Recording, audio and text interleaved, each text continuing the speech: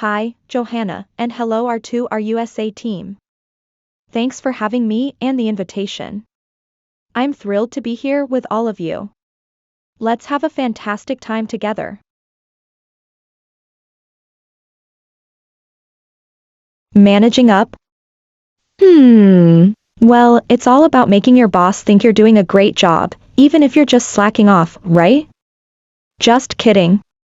Managing up is actually about building a positive and productive relationship with your boss, understanding their preferences and goals, and finding ways to support and collaborate with them effectively.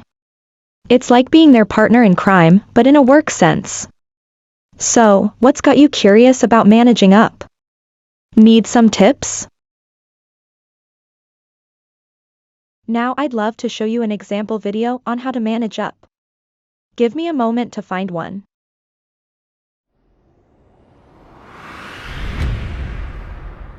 So the reason I think it's so important to think about leadership as a collective endeavour and not simply the job of the ultimate decision maker is that the ultimate decision maker simply doesn't have the levers of control. They can't possibly make all the decisions on their own.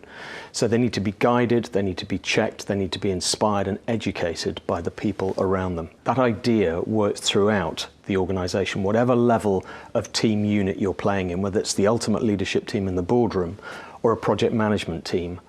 Of course we need a team captain, we need an ultimate decider, but they're really only doing that on behalf of the team. Most of us operate with two leadership muscles, one where we are in charge, either of a team or a project or a function. So that's when we are ultimately accountable, the A. The other muscle we use, other than the A muscle, is the C one, where we're in a position that's supporting, counselling, cajoling, advising, steering, making things happen. They're two muscles, and too often we conflate both into one person's job.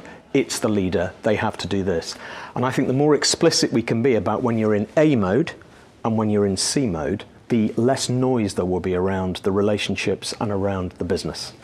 I think it's really important, if you want to have influence, that you earn that through being completely trusted, your judgment is sound, your competence is beyond question, and you're able to spend time, give yourself the space to think about things that the boss maybe hasn't got the time to think about.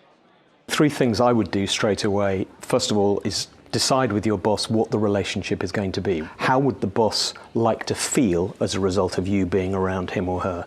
Number two, rewrite your job spec and rewrite it as a spec that actually delivers feelings as opposed to stuff. So define your contribution by the emotions you want to invoke in those around you, not simply what stuff you're going to get done. And the third thing I would do is pick up a copy of my book and look at the relationship review in the last two chapters.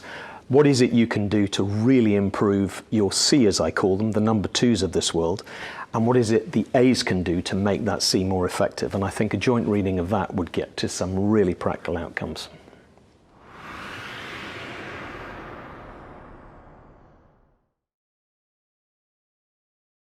Thank you for watching the video. Now, Johanna, you can continue with the presentation for the team. Take it away and show them what you've got.